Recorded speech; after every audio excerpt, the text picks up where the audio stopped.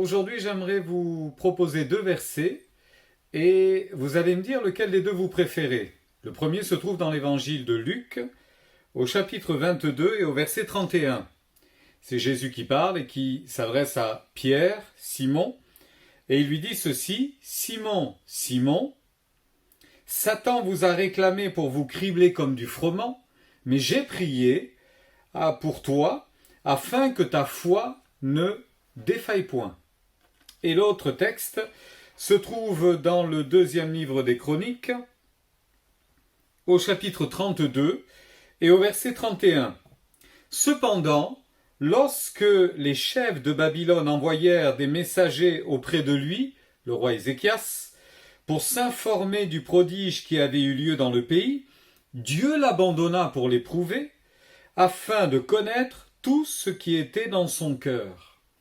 Alors, évidemment, vous avez certainement trouvé étonnant que je vous dise lequel des deux versets allez-vous préférer.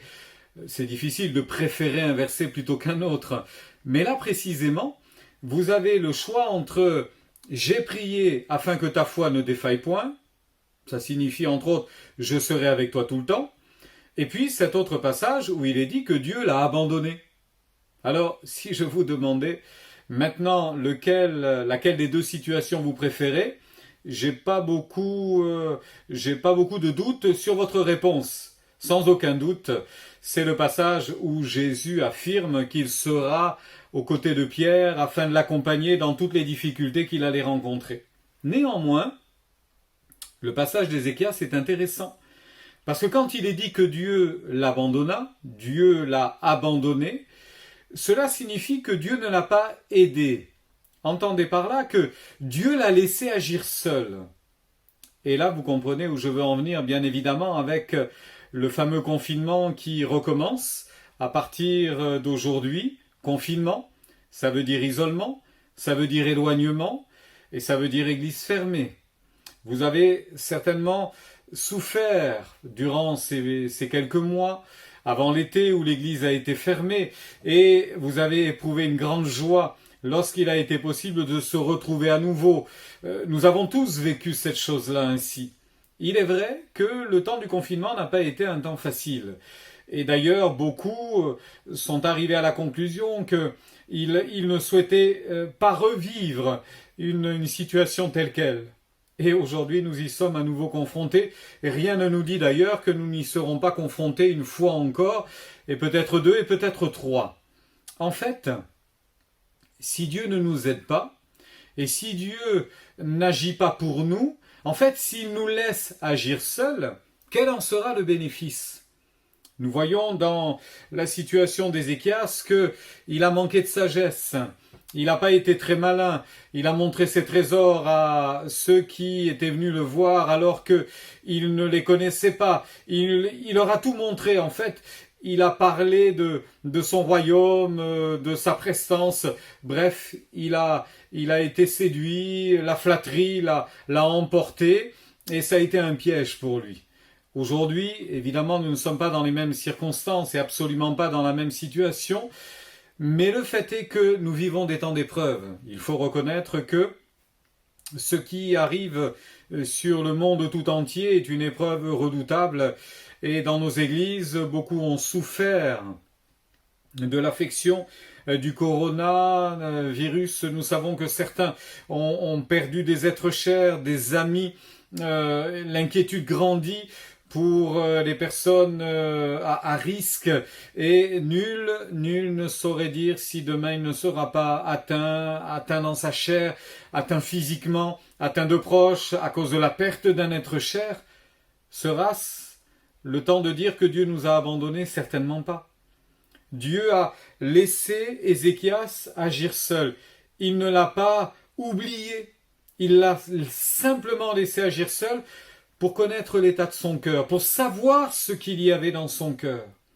Alors je crois que le confinement peut nous servir chacun d'entre nous, et si Dieu a laissé faire la chose ainsi, c'est aussi pour notre bien, c'est aussi pour notre foi, c'est aussi pour notre service, c'est aussi pour notre piété, c'est aussi pour notre avenir, en sorte que nous sortions dans quelque temps, dans quelques semaines de ce temps de confinement, plus fort, enraciné dans la foi, avec une connaissance qui aura grandi, connaissance de l'Écriture sainte, avec une piété qui se sera nourrie de la communion avec Dieu, avec une foi plus profonde et intense, et je veux le croire aussi, avec une consécration et un zèle qui se déploiera de façon plus évidente encore. Non, ne vivons pas ce temps de confinement comme un temps de dure épreuve, bien que ça le soit, mais vivons ce temps de confinement comme une opportunité que Dieu nous donne encore de passer du temps avec lui, de passer du temps en sa présence et de pouvoir goûter encore à sa grâce et à sa bienveillance. D'ailleurs, Pierre aura été secouru jusqu'au moment de sa fin tragique et de son martyre. Pierre et bien d'autres auront été bénis et ils auront vu que leur foi n'aura pas défailli dans les temps les plus difficiles. Mais la fin pour certains aura été terrible. Néanmoins, c'est auprès de Dieu qu'ils ont trouvé le repos et le repos éternel.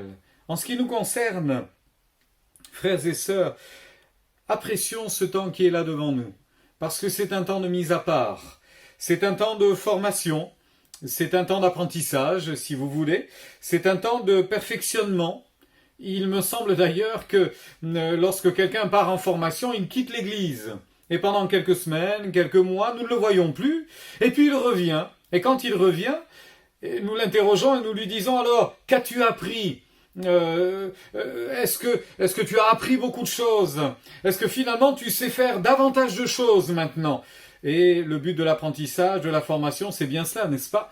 C'est d'en sortir avec une expérience, avec beaucoup plus de dextérité dans ce que l'on aura appris.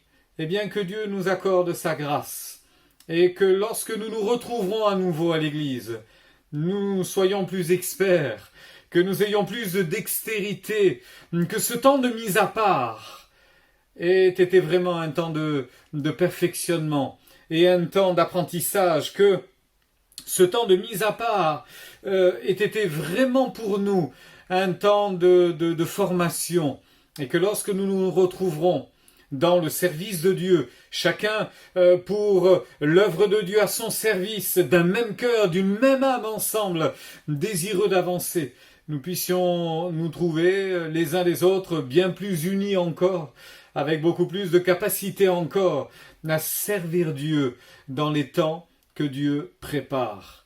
Il est évident que les temps qui viendront seront des temps difficiles pour beaucoup de gens.